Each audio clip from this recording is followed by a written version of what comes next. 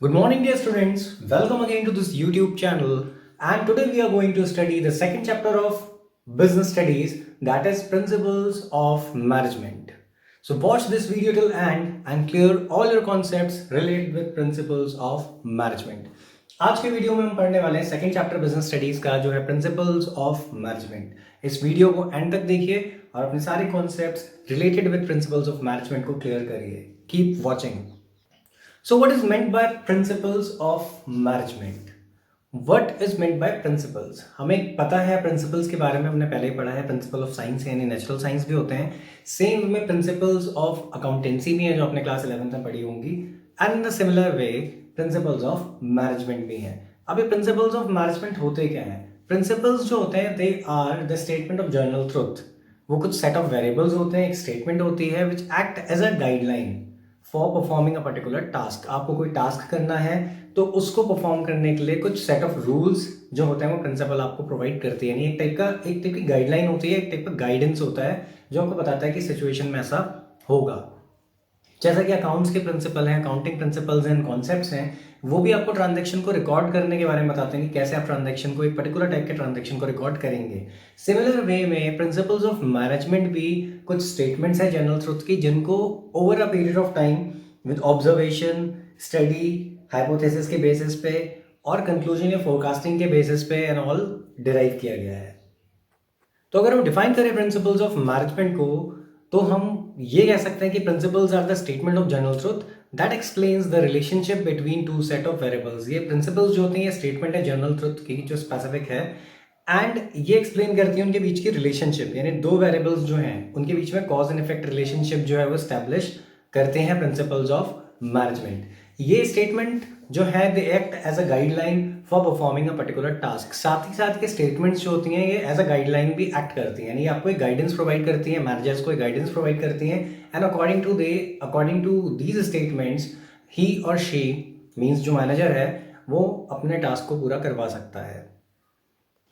अब अगर हम आगे बात करें प्रिंसिपल्स ऑफ मैनेजमेंट की तो दीज प्रिंसिपल्स और statements have been evolved over a period of time through experimentation and observation.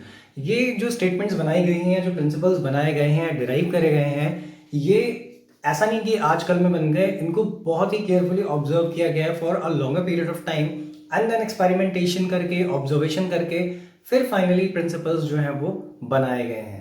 These principles are not exact as the principles of natural science. अब मेन प्रॉब्लम ये है, हम सबको पता है, हमने इससे पहले भी वीडियोस में पढ़ा कि जो मैनेजमेंट है दैट इज इनएग्जैक्ट साइंस। मैनेजमेंट जो है वो नेचुरल साइंस नहीं है, इनएग्जैक्ट साइंस है बिकॉज मैनेजमेंट में ह्यूमन बिहेवियर इन्वॉल्व है। हम उसको सोशल साइंस भी बोलते हैं बिकॉज यहाँ पे ह्यूमन बींग्स इन्वॉल्व हैं एंड जहां पर भी ह्यूमन बींग्स इन्वॉल्व होंगे वहां मैनिपुलेशन, विंडो ड्रेसिंग ऑब्वियसली जो है वो आ जाती है। तो जो प्रिंसिपल्स हैं ये एग्जैक्ट नहीं है, यानी ऐसा नहीं है कि इन केस ऑफ अगर नेचुरल साइंस की हम बात करें तो प्रिंसिपल ऑफ ग्रेविटी हर जगह अप्लाई होगा, यानी यहाँ पर अगर मैं पेन ड्रॉप करूंगा होगा, आप अपने घर पे करेंगे तो भी होगा, आप वर्ल्ड के किसी भी पार्ट में चले जाएं वहां पर आप पेन ड्रॉप करेंगे वो होगा, गिरेगा, यानी कि कोई भी ऑब्जेक्ट जो है वो नीचे ग्राउंड पे गिरेगा बिकॉज लॉ ऑफ ग्रेविटी हर जगह अप्लाई होगा।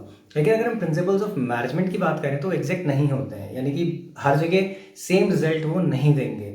फॉर एग्जाम्पल अगर किसी भी प्रिंसिपल को हम लें, यानी कि अगर हम यूनिटी ऑफ डायरेक्शन की भी बात कर लें तो हो सकता है यूनिटी ऑफ डायरेक्शन से जो रिजल्ट हमें एक पर्टिकुलर फॉर्म में मिल रहा है, सेम रिजल्ट या सेम इंटेंसिटी का रिजल्ट हो सकता है कि हमें दूसरी फॉर्म में ना मिले। हो सकता है हमें वहाँ बहुत अच्छा रिजल्ट मिले और हो सकता है as compare to our previous experience हमें वो कम मिले। तो यहाँ पे जो प्रिंसिपल्स ऑफ मैनेजमेंट की बात हो रही है वो यही है कि दे आर नॉट एग्जैक्ट। हाँ, वो रिजल्ट आपको देंगे लेकिन बिल्कुल सिमिलर रिजल्ट नहीं देंगे as compare to the principles of natural science. Like it is in exact science क्योंकि ह्यूमन बिहेवियर इन्वॉल्व होता है इसमें। तो जो ह्यूमन बिहेवियर होता है वो एक्चुअली क्या होता है, अनप्रिडिक्टेबल है, यानी हमारे बिहेवियर को प्रिडिक्ट नहीं किया जा सकता बिकॉज ऑफ इंडिविजुअल डिफरेंसेस। हम अपने आप में, यानी हर बंदा अपने आप में क्या है, डिफरेंट है फ्रॉम द अदर्स। हर किसी की जो लेवल ऑफ थिंकिंग है that is different, family background different है, परसेप्शंस डिफरेंट है, आप कह सकते हैं कि जो भी सोसाइटी को लेकर उसकी थॉट्स हैं वो डिफरेंट है। तो ऐसे में क्या होता है, हर बंदा अपने अपने वे में सोचता है। तो जो प्रिंसिपल्स ऑफ मैनेजमेंट हैं वो क्या होता है, हर जगह अप्लाई नहीं हो सकते। हो सकता है कि मैनेजर अगर एज अ पनिशमेंट कोई चीज़ दे रहा है, हो सकता है कुछ वर्कर्स उसको सीरियसली लें और वो नेक्स्ट टाइम उस चीज़ को कमिट ना करें, उस गलती को ना करें। लेकिन हो सकता है उसका जस्ट उल्टा ऑपोजिट, कि कुछ वर्कर्स ऐसे भी हों, those who are least bothered about that punishment and all, और वो क्या करें, again and again they are repeating the same thing, और वो बार बार उसी गलती को कर रहे हैं जो उन्हें नहीं करनी चाहिए। तो यहाँ पे क्या होता है कि जो लॉज हैं मैनेजमेंट के, वो ज़रूरी नहीं है कि हर जगह आपको सिमिलर रिजल्ट दें। अब बात करते हैं nature of principles of management की, या फिर characteristics of principles of management. सबसे पहला कैरेक्टरिस्टिक है यूनिवर्सल एप्लीकेशन या यूनिवर्सल वैलिडिटी। जो प्रिंसिपल्स हैं of management, they are valid universally. ये तो फैक्ट है कि ये यूनिवर्सली अप्लाई हो सकते हैं, हर जगह अप्लाई हो सकते हैं, but as we discussed earlier कि इनका जो आउटकम या जो इनका रिजल्ट होगा वो सिमिलर नहीं होगा, because these are inexact. So these can be applied in every situation where objectives are to be achieved through group efforts। यानी जहाँ पर भी ऑब्जेक्टिव जो है वो अचीव करना है, और वो भी ग्रुप के बेसिस पे, यानी आपका ऑब्जेक्टिव जो है वो ग्रुप के एफर्ट्स पे बेस्ड है, वहाँ पर प्रिंसिपल्स ऑफ मैनेजमेंट अप्लाई हो जाएंगे। चाहे कोई सोशल ग्रुप हो, चाहे कोई पॉलिटिकल पार्टी हो, चाहे कोई रिलीजियस सेरेमनी या रिलीजियस ग्रुप हो, हर जगह जो प्रिंसिपल्स ऑफ मैनेजमेंट है वो अप्लाई होंगे।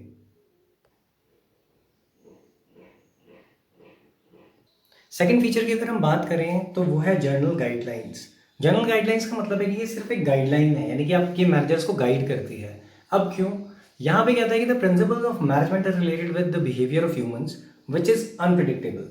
As different people behave differently in same situation, these principles can never give same result। इसका एक सिंपल सा मीनिंग है कि जो प्रिंसिपल्स ऑफ मैनेजमेंट है वो किस में डील करता है, वो डील करता है ह्यूमन बिहेवियर में।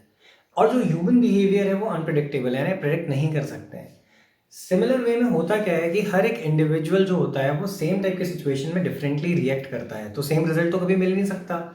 इसका एक सिंपल सा एग्जांपल है, सपोज फैक्ट्री में आग लग जाती है, तो if a fire just broke out in a factory, तो उस सिचुएशन में क्या होगा, हो सकता है कुछ वर्कर्स ऐसे हों जो कि बहुत ही केयरफुली उस चीज़ के साथ डील करेंगे with proper consciousness and all, की वो सारी चीज़ें देखेंगे, समझेंगे और फिर करेंगे। और हो सकता है कि कुछ एम्प्लॉयज ऐसे हों जो आग देखते ही बेहोश हो जाएं। तो यहाँ पर क्या होता है, यानी हर एक इंडिविजुअल अगर सिमिलर सिचुएशन में उसको रखा जाए तो डिफरेंटली रिएक्ट करेगा। तो इसीलिए जो प्रिंसिपल्स ऑफ मैनेजमेंट हैं वो आपको श्योरिटी नहीं देते हैं कि आपको सिमिलर रिजल्ट ही मिलेगा, हो सकता है कि रिजल्ट डिफरेंट मिले। और इसी वजह से ये प्रिंसिपल जो होते हैं सिर्फ ये गाइडलाइंस कहलाते हैं, यानी कि जर्नली ये मैनेजर्स को गाइड करते हैं इन डिसीजन मेकिंग। बात है थर्ड फीचर की, दैट इज फ्लेक्सिबिलिटी। तो फ्लेक्सिबिलिटी का मतलब होता है जो चीज चेंज हो सकती है। Principles of management are not static rules, these can be change as per the need and situation in which the firm is operating. यानी फर्म जिस भी सिचुएशन में चल रही है उसके अकॉर्डिंगली आप इसे चेंज कर सकते हैं, because there are so many factors जिन्हें हम कहते हैं बिजनेस एनवायरमेंट, तो वो बिजनेस को अफेक्ट करते हैं। तो इन केस जो भी चेंजेस बिजनेस एनवायरमेंट में आते हैं उसके अकॉर्डिंगली अगर एक मैनेजर चाहे तो इन प्रिंसिपल्स ऑफ मैनेजमेंट को मॉडिफाई कर सकता है, अकॉर्डिंगली अपनी फर्म में अप्लाई कर सकता है, because of the size of the firm also. यानी कि अगर फर्म बहुत बड़ी है साइज में, या बहुत कॉम्प्लेक्स या बहुत छोटी है साइज में, तो भी आप अकॉर्डिंगली इन प्रिंसिपल्स को मॉडिफाई कर सकते हैं, and then you can apply them in your organisation. Next feature ये कहती है कि मैनेजमेंट के जो प्रिंसिपल्स हैं they are mainly behavioural. Management is related with getting things done through others through the efforts of group. The principles of management are focused on changing the behavior of individual worker so that group goals can be achieved। हम सबको पता है कि जो management है वो एक ऐसी प्रोसेस है जिसमें हम लोगों के थ्रू काम करते हैं, और इसीलिए कर रहे होते हैं ताकि ग्रुप के फॉर्म में वर्क हो और वो इजीली टारगेट अचीव हो जाए। तो जो प्रिंसिपल्स ऑफ मैनेजमेंट है उनका पूरा का पूरा जो फोकस है वो है इंडिविजुअल वर्कर्स के बिहेवियर को चेंज करने पर, यानी जो भी इंडिविजुअल एम्प्लॉय या कोई भी एक पर्टिकुलर इंडिविजुअल है एज अ ह्यूमन, तो उसके बिहेवियर को चेंज करना ही मेन ऑब्जेक्टिव है प्रिंसिपल्स ऑफ मैनेजमेंट का, ताकि आप इजीली वो ग्रुप गोल्स को अचीव कर सकें। अब क्योंकि इसका पूरा का पूरा फोकस ही बिहेवियर पे है, तो इसीलिए इसके लिए ये लाइन यूज करी गई है कि दे आर मेनली बिहेवियरल, यानी कि वो बिहेवियरल है, बिहेवियर को चेंज करने पे वो फोकस करते हैं। फिफ्थ पॉइंट की अगर हम बात करें तो कॉज एंड इफेक्ट रिलेशनशिप। ये जो प्रिंसिपल्स ऑफ मैनेजमेंट होते हैं they do establishes cause and effect relationship between the variables, two variables या मोर देन टू वेरिएबल्स, या बिटवीन डिफरेंट इवेंट्स। ये cause and effect relationship establish करते हैं। इसका मतलब ये होता है कि कॉन्सिक्वेंसेस क्या होंगे अगर हम इस प्रिंसिपल को अप्लाई करेंगे, तो उसका आउटकम क्या होगा या उसका रिजल्ट क्या होगा। ये प्रिंसिपल्स ऑफ मैनेजमेंट एस्टैब्लिश करते हैं उस रिलेशनशिप को, जैसा कि साइंस में होता है।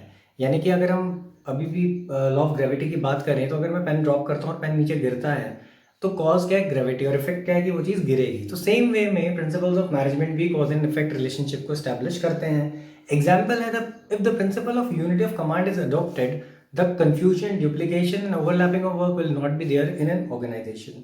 एक प्रिंसिपल है principal of unity of command. ये प्रिंसिपल ये बोलता है कि जितने भी एम्प्लॉयज हैं ऑर्गेनाइजेशन में या एक ग्रुप है, it should receive order from a single boss. यानी अगर एक से ज़्यादा बॉसेज होंगे तो क्या होगा कि जो एम्प्लॉयज़ हैं उनमें कन्फ्यूजन भी होगा रिगार्डिंग द इंस्ट्रक्शंस. जो भी उनको ऑर्डर दिए गए, इंस्ट्रक्शंस दिए गए हैं, वो उनको नहीं फॉलो कर पाएंगे, उनको कन्फ्यूजन होगा. सपोज एक मैनेजर कुछ और बोलता है और दूसरा कुछ और, तो उस सिचुएशन में क्या होगा कि the workers will be in confusion कि किसके इंस्ट्रक्शंस को फॉलो करें अगर वो दोनों इंस्ट्रक्शंस ऑपोजिट हैं.